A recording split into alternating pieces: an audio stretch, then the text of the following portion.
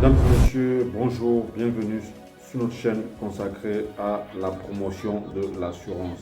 Avant d'entamer le thème de ce jour, nous vous prions déjà de vous abonner sur notre page, activer la cloche de notification. Aujourd'hui, nous allons parler des éléments d'une opération d'assurance. C'est quoi un risque? C'est quoi un sinistre? C'est quoi la prime? Nous allons commencer par le premier élément de l'assurance qui est le risque. Le risque, c'est quoi? C'est un événement contre lequel on veut se prémunir. Cet événement n'est pas forcément malheureux. Il peut être malheureux dans certains cas, par exemple en cas d'incendie, en cas d'accident.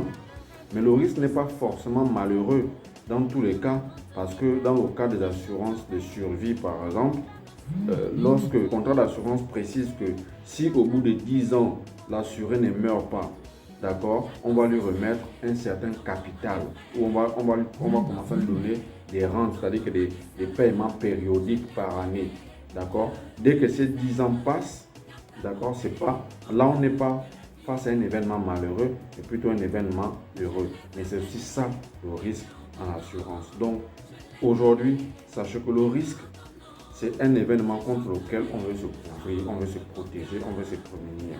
Il peut être malheureux dans certains cas et ne pas l'être dans d'autres cas. Le risque a plusieurs désignations.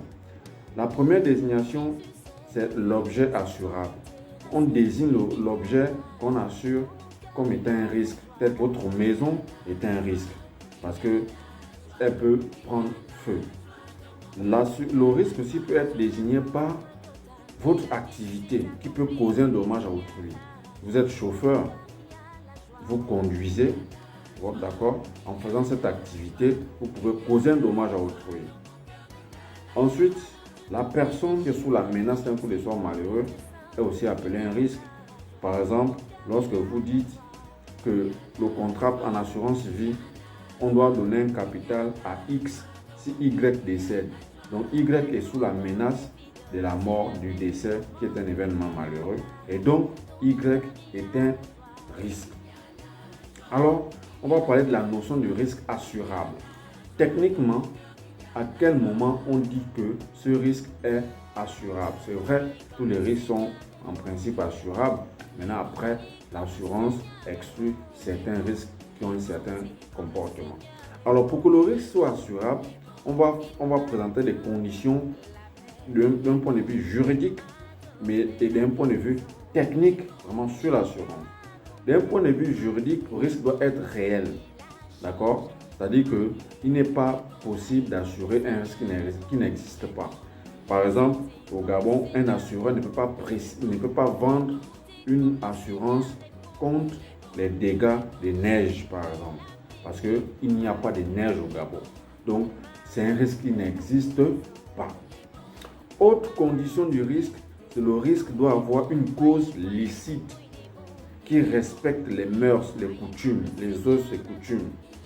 D'accord? Vous ne pouvez pas demander une assurance alors que vous vendez des organes humains.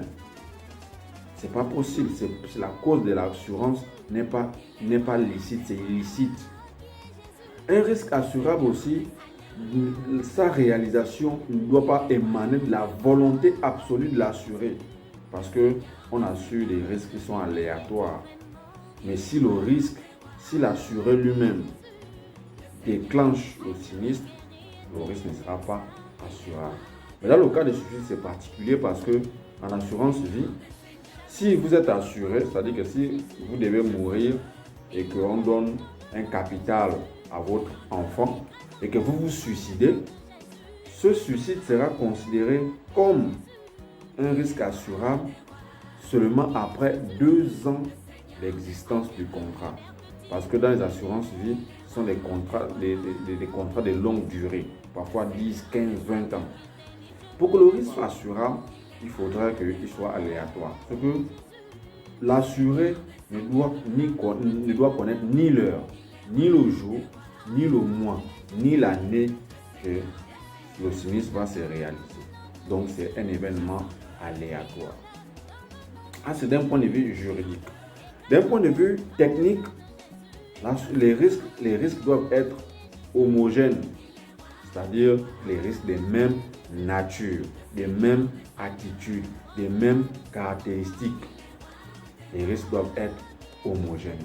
Le risque techniquement doit être sélectionné parce que si vous prenez des risques qui sont très dangereux, ça va déstabiliser le portefeuille de l'assureur.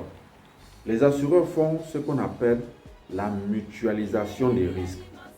La mutualisation des risques consiste à regrouper toutes les primes qu'ils collectent et de les mettre dans un panier.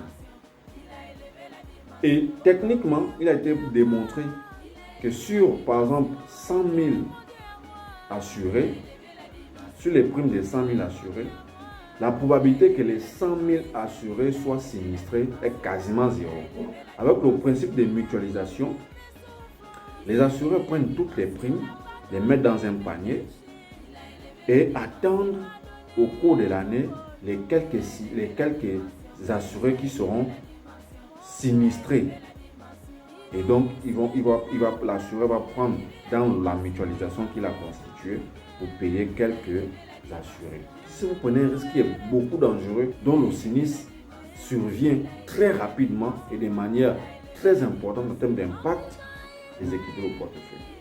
Donc, le risque assurable doit être aussi sélectionné. Enfin, sur le plan technique, le risque doit être tarifiable parce que on doit déterminer la fréquence de réalisation du risque. On doit établir dans l'année le coût moyen qu'un assureur peut payer pour ce type de risque. Donc, on doit avoir la fréquence fois le coût moyen qui nous donne la prime pure qui est consacrée à le paiement du sinistre lorsque le risque s'est réalisé.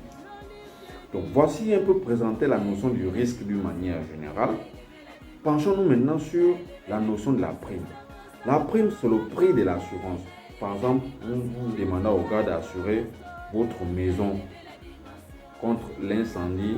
Votre maison, en tenant compte de tous ces risques-là, ça a une valeur de combien? Vous allez dire par exemple au gars 40 millions. En faisant la tarification, parce que là, quand on fait le taux de prime pour les capitaux assurés, on a la prime, le prix de l'assurance. Techniquement, dans la prime, il y a 65% qui est consacré au paiement du sinistre, proprement dit. On appelle ça la prime pure. Les 20% de la prime en question sont réservés au paiement de l'intermédiaire qui nous vient avec l'affaire. Les commerciaux qui nous viennent avec des affaires. C'est que la réglementation exige. Et les 15% de la prime qui reste doivent être consacrés à la gestion des frais généraux. Il y a les frais de gestion, donc les salaires, et les frais d'établissement. Les frais d'établissement qui sont consommés seulement parce que c'est du papier, c'est de l'encre, c'est de l'électricité, ce sont les machines qu'on utilise séance tenante. C'est pourquoi je te conseille aux compagnies d'assurance de sous-tarifer leurs risques. Parce que les compagnies ont des tarifs qui sont faits de sorte que on respecte cette décomposition de la prime. Donc, si la prime coûte 1000 francs, sachez bien que à l'intérieur, il y a un calcul qui a été fait derrière. Il y a des estimations statistiques qui ont été faites derrière. Et donc, vous ne devez pas vendre à moins de 1000 francs.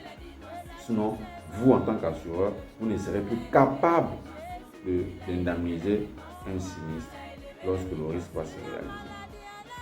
Et enfin, on parle du sinistre en question. Le sinistre, c'est la réalisation, la survenance de l'événement contre lequel vous êtes protégé dans le contrat que vous avez précisé dans le contrat. C'est la survenance de cet événement qui déclenche l'obligation de l'assureur de payer le sinistre. Donc, mesdames et messieurs, si vous avez aimé le contenu de cette vidéo, likez, partagez et surtout abonnez-vous, activez la cloche de notification pour ne rater aucune autre information.